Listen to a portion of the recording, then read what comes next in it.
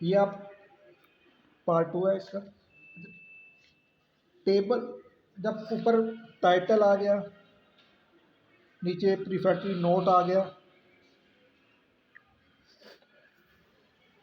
इधर स्टब आ गया, इधर रो कैप्शन, इधर बॉक्स हेडिंग आ गई, कॉलम कैप्शन आ गया, कॉलम कैप्शन, और साथ इधर क्या आ गया, जो body of table, body of table. तो फिर एंड पे हम क्या लिखते हैं, फुट नोट। फुट नोट ये कहाँ लिखते हैं, ये जब आपका टेबल ख़त्म हो जाता है, फुट नोट, और फिर नीचे लिखते हैं सोर्स नोट।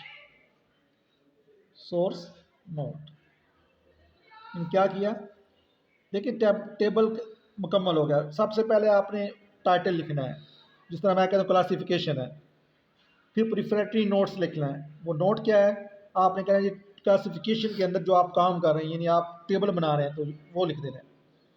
इस तरफ मुख्तलिफ रोज़ हैं, तो रोज़ सारे मिल के क्या बनाते हैं, स्टफ। ऊपर आपने एक कॉलम बना लेना है, कॉलम मुख्तलिफ कॉलम बनाने हैं, उसमें हर कॉलम के अंदर आपने हेडिंग दे देनी है, बॉक्स हेडिंग जिसको कहते हैं। फिर जो हर कॉलम, जो आपने टेबल के अंदर जो सेल होते हैं जहाँ आप एंट्री डालते हैं, 4 5 6 जिस तरह मुख्तलिफ एंट्रीज हैं, वो कहलाएगा बॉडी ऑफ द टेबल। नीचे आप लिखें फुट नोट। फुट नोट क्या है, the footnote are given at the end of table, it is use to explain the contents of the table. ये एक्सप्लेन करता है कंटेंट्स ऑफ टेबल। टेबल के अंदर जो मवाद है उसको एक्सप्लेन करने के लिए हम क्या कहते हैं, क्या यूज़ करते हैं, फुट नोट। टेबल के अंदर जो मवाद है उसको एक्सप्लेन करने के लिए हम फुट नोट लिखते हैं। और फिर उसके बाद सोर्स नोट, ये टेबल के एंड में दिया जाता है, which indicates the compiling agency publication the data and page of distribution. ये किसको ज़ाहिर करता है कि जो आपका डाटा कंपाइल हो चुका है, या आपने जो चीज़ प्रिंट की है, पब्लिकेशन की है, उसको पेज वाइज उसको एक्सप्लेन करने के लिए हम क्या लिखते हैं, सोर्स नोट को यूज़ करते हैं। तो ये जो सारा काम है, ये आपका टेबल की कंस्ट्रक्शन के मुतल्लका है। टेबल की कंस्ट्रक्शन किस तरह करते हैं, तो ये मैंने आपको समझा दिया। इसके बाद आपका टॉपिक आ जाता है फ्रीक्वेंसी डिस्ट्रीब्यूशन। फ्रीक्वेंसी डिस्ट्रीब्यूशन, तो frequency distribution is compact form of data in table, displays the category of observation according to their magnitude and frequency such that similar values are grouped together। ये क्या है, data frequency distribution क्या है, data को arrange करना, data को arrange करना groups में अंदर, और उसकी तादाद को ज़हर करना, उसको कहते हैं फ्रीक्वेंसी डिस्ट्रीब्यूशन। और इसको हम ज़हर करते हैं एफ से।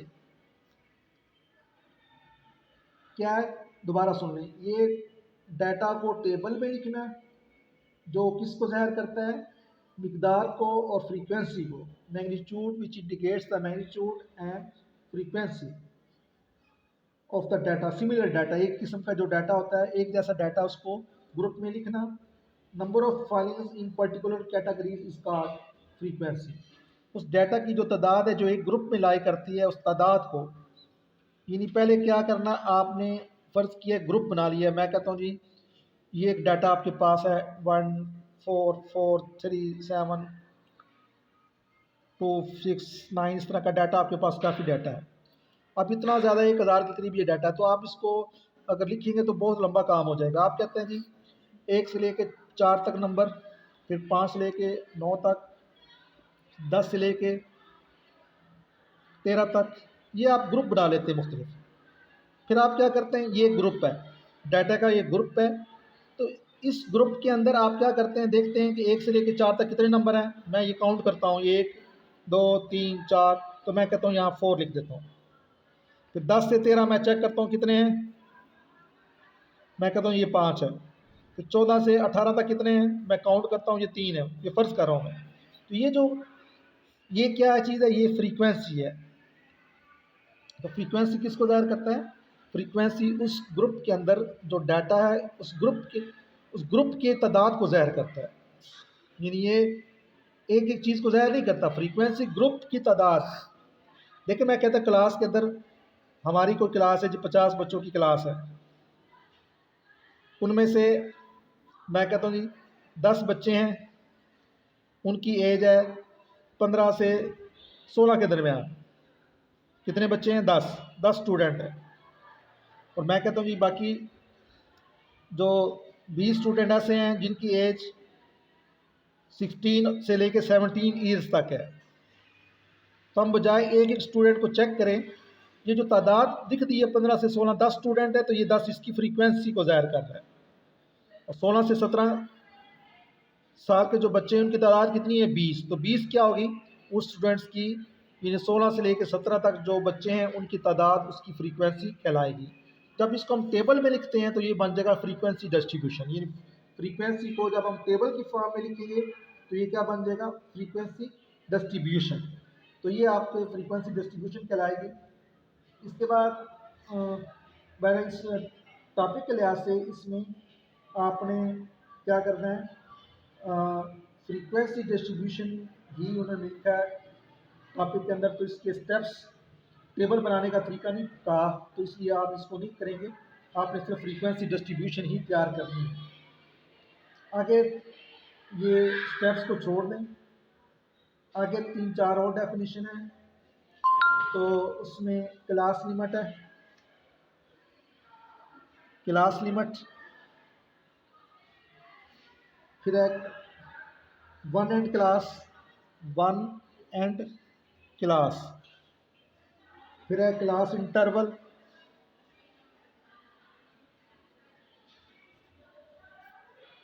फिर क्लास मार्क है, क्लास बाउंड्री है, क्लास बाउंड्री। ये 4-5 डेफिनेशन और हैं जो हमने आज इस लेक्चर में पूरी करनी है। क्लास लिमिट किसको कहते हैं?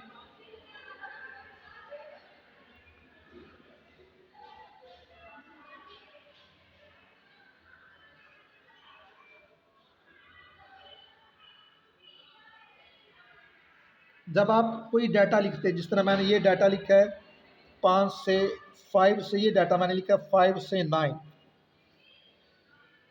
तो ये क्लास की लिमिट है। एक लिमिट क्या है? 5 है, ये क्लास लिमिट को ज़ाहिर कर रहा है, क्लास लिमिट को।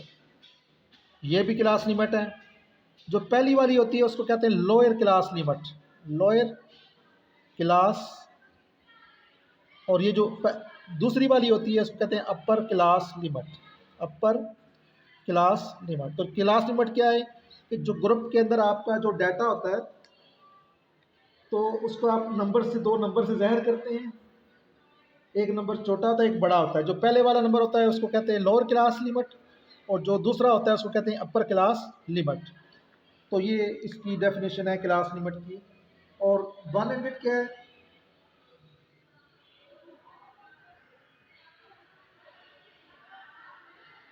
वन एंडेड कहते हैं कि जब टेबल आप लेते हैं उसमें जो lower limit of first class and और upper limit of the last class, देखिए आपने ये डाटा लिखा है ये वाला, तो ये लोअर क्लास है फर्स्ट की,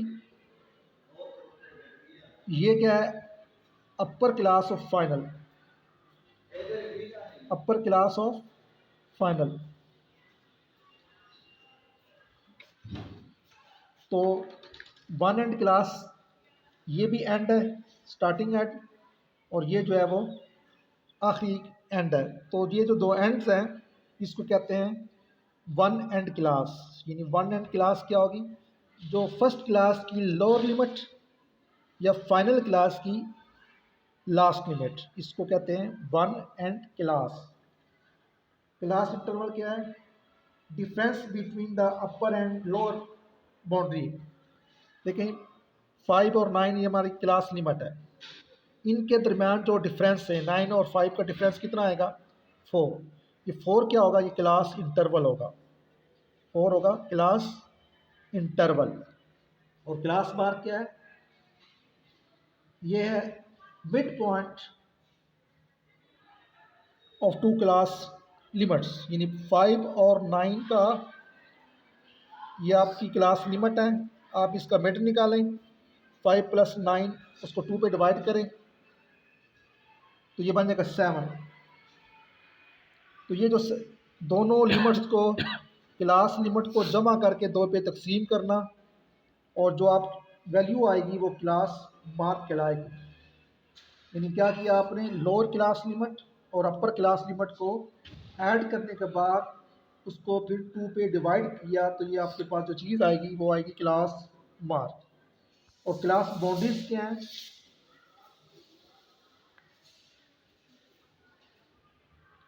ये class boundary is located midway between the upper limit of class and lower limit of next class.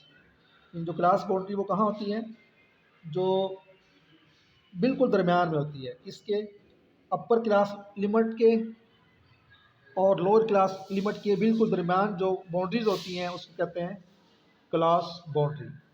तो ये डेफिनेशन भी आपने कंप्लीट कर लेनी है, मैंने समझा दी है, पेज मैंने आपको भेजे हैं। तो मैंने जो करवाया ना इसमें तो सारा ही आपने कर लेना है, सिर्फ आपने ये दरमियान में ये steps of construction frequency distribution ये नहीं करवाया क्योंकि ये इसमें शामिल नहीं था। Steps for construction of frequency distribution, इसके अलावा जितनी डेफिनेशन मैंने करवाई है कम्युलेटिव फ्रीक्वेंसी से पहले पहले वो आपने सारी कर लेनी है। ठीक है, इस तरह ये आपका आज का लेक्चर ख़त्म हुआ।